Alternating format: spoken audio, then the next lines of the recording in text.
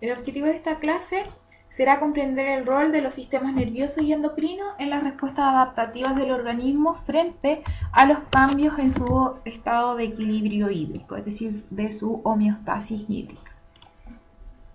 Para hablar de esto, de la homeostasis y el medio interno, tendremos que hacer referencia a la composición del líquido extracelular de los seres vivos, que es el agua, es el solvente en el que se encuentran los diferentes solutos. Ningún organismo puede prescindir de este compuesto, que en el ser humano constituye entre un 40 y un 70% o 75% aproximadamente del peso corporal total, debido a sus propiedades y sus capacidades de difundirse a través de las membranas. Recordemos algunos de los aspectos más importantes del agua en un organismo.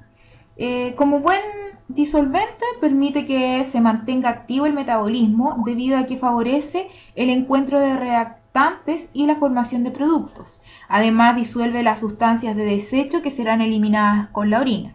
Por otro lado, interacciona con algunas macromoléculas, produciendo su degradación en una reacción química conocida como hidrólisis. Por ejemplo, la degradación de la sacarosa, de la cual se obtienen la glucosa y la fructosa. Su elevado calor específico ayuda a que los organismos mantengan una temperatura corporal adecuada, por lo que a través, ¿cierto?, de la liberación de estas sustancias vamos a permitir, ¿cierto?, de que el equilibrio, la temperatura sea normal. Bueno, el organismo está en equilibrio hídrico cuando se encuentra en las proporciones adecuadas tanto en sus distintos compartimentos, ¿cierto?, de las composiciones de agua, por lo que a este proceso, ¿cierto?, de movimiento de agua entre las mismas células, es decir, que ingrese a la célula, se denomina como osmosis. Y la osmosis depende además de la presencia de solutos, por lo tanto, uno de los principales mecanismos de balance, ¿cierto?, hídrico también va a estar relacionado con el equilibrio electrolítico.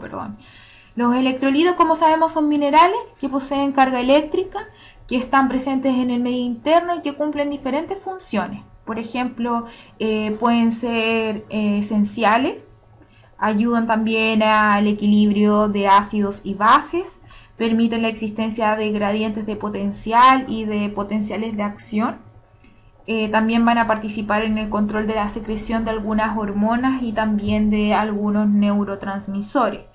Por ejemplo, si hablamos de un hombre adulto que tiene una masa de 70 kilogramos, podríamos decir que 42 van a estar formados solamente por los líquidos corporales, 28 litros tendría de líquido intracelular, 14 litros de líquido extracelular y cercano al 10,5 litros de líquido intersticial. Si hablamos del líquido intravascular, ¿cierto?, va a ser alrededor de 3,5 litros, por lo que la mayor cantidad, ¿cierto?, de la masa de una persona va a estar formada por agua, y dentro de esa cantidad de agua la mayor proporción va a estar formada parte por los líquidos intracelulares.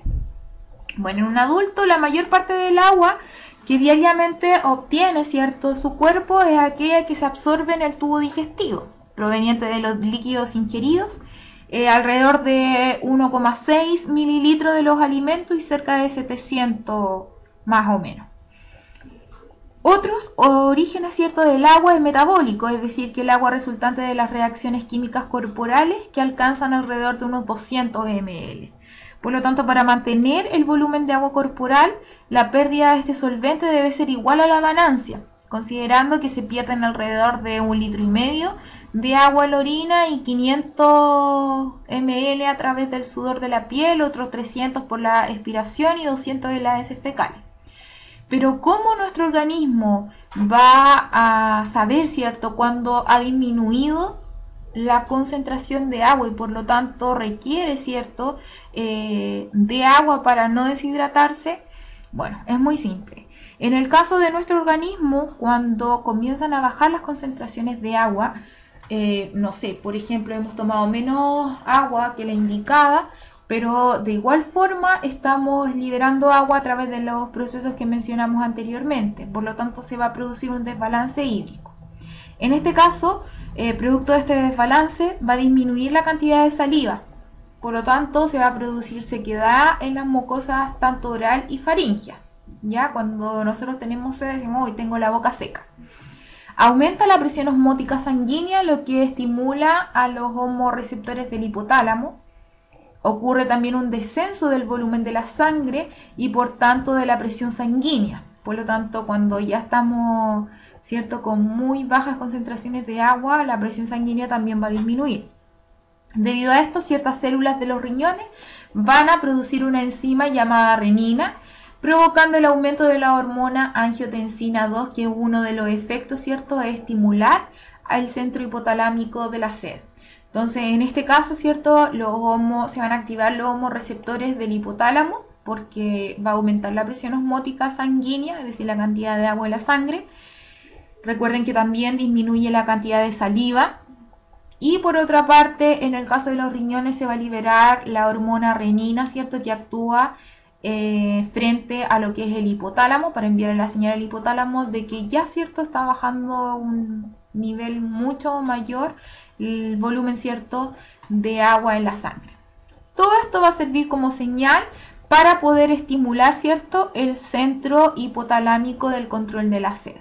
Una vez que estas señales, ¿cierto?, llegan al centro hipotalámico de control de la sed, va a ser transformada esas señales en una sensación.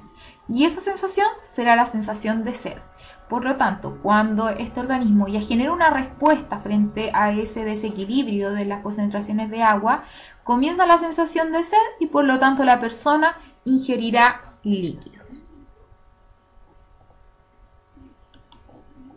Acá tenemos una imagen en la cual podemos observar partes morfológicas de las principales estructuras del sistema urinario y también de los riñones en el lado izquierdo de la pantalla.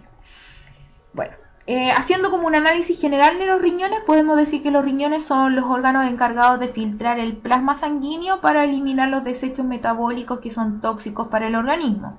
Estos desechos, como por ejemplo el dióxido de carbono, el exceso de agua y aquellos derivados del catabolismo de algunas proteínas, como por ejemplo el amoníaco y la urea. Además de eso, va a producir un exceso de otras sustancias, como algunos iones, como el cloruro, el sodio, el hidrógeno, que deben ser excretados o eliminados del organismo para mantener sus niveles en rango adecuado. Por lo tanto, estos órganos, además de regular algunas variables fisiológicas esenciales para la supervivencia, también deben mantener, por ejemplo, el pH sanguíneo, excretando o liberando el exceso de iones hidrógeno, es decir, protones, ¿cierto? Y esto lo vas a realizar mediante la liberación de la hormona renina y la concentración de sales, controlando la composición de la orina. Por otra parte, podemos ver la estructura asociada al sistema urinario. Tenemos la presencia de los riñones, de los uréteres, la vejiga, ¿cierto? Y posteriormente la uretra. En el caso de los uréteres, ¿cierto?, al subir hacia los riñones vamos a encontrar esta zona que es la pelvis renal, que es el extremo superior, ¿cierto?, expandido del uréter, por donde va a descender la orina. Tenemos estas zonas que son las denominadas, ¿cierto?, como la médula renal, perdón. Tenemos los cálices, tenemos la arteria y la vena renal, y tenemos acá esta zona, ¿cierto?, de la médula, donde vamos a encontrar también la presencia de ciertas estructuras microscópicas. ¿Ya? En el caso de los uréteres, van a conducir la orina desde el riñón hacia la vejiga. La médula, vamos a encontrar las pirámides. En el caso de la corteza renal, las cápsulas. También la vejiga urinaria, su función va a ser almacenar la orina hasta que ocurra la micción o evacuación de la orina. Y la uretra, que es el conducto por donde se produce la micción desde la vejiga al exterior. Con respecto al proceso de regulación, ¿cierto?, de agua corporal, hemos aprendido que para obtener lo que se necesita, el organismo debe generar la sensación de sed. Pero ahora vamos a ver el rol que va a influir, ¿cierto?, en los riñones, pero ahora para controlar el volumen de agua y el de algunas hormonas. Los riñones sabemos que tienen la forma de una haba, ¿cierto? Tienen un grosor aproximado de 2,5 centímetros, son de color rojo oscuro, se ubican en la cavidad abdominal, uno a cada lado de la región lumbar de la vértebra, y como el hígado ocupa gran espacio en el lado derecho, la cavidad abdominal del riñón de este lado está ligeramente, ¿cierto?, más abajo que el izquierdo. La corteza renal y las pirámides van a componer la porción funcional y están formadas por un cerca, ¿cierto?, de millones de nefronas, que son estructuras microscópicas donde se forma la orina. Cada una de estas nefronas regula el medio interno y su contenido de agua, filtrando el plasma sanguíneo para depurarlo de sustancias no utilizables que van a ser excretadas en la orina. También se encarga de la reabsorción de aquellas sustancias que no deben ser eliminadas, como por ejemplo el agua, la glucosa, algunos aminoácidos. Cada minuto podríamos ver que en los riñones se filtran alrededor de 125 ml de sangre y que se van a reabsorber cerca de 124 ml, por lo que solo 1 ml va a formar parte de la orina.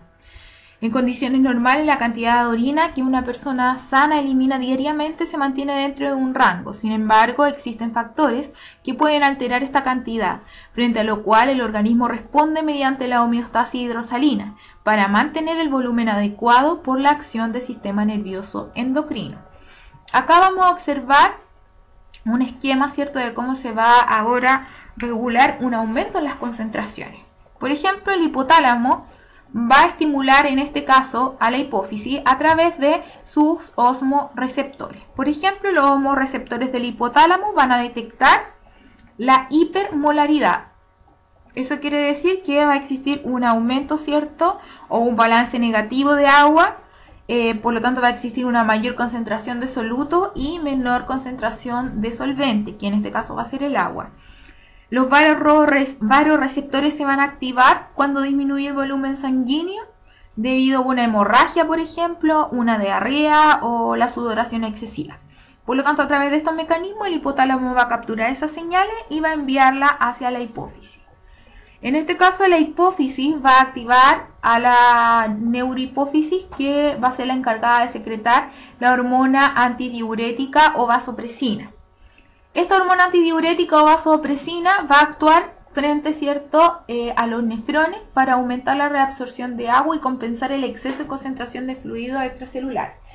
Por lo tanto, como el hipotálamo, ¿cierto?, se está dando cuenta que existe una mayor concentración de soluto y una mayor concentración de solvente, o sea, menor concentración de solvente y mayor concentración de soluto, que va a ser el agua, va a estimular a la hipófisis para que libere la hormona vasopresina o antidiurética. En este caso, esta hormona lo que hace, actúa a nivel de los nefrones y le dice a los nefrones, como hay tan baja concentración de agua dentro del organismo, tú, el agua que va a ser filtrada, tienes que reabsorberla para que pase nuevamente a la sangre, porque no existe otra concentración de agua.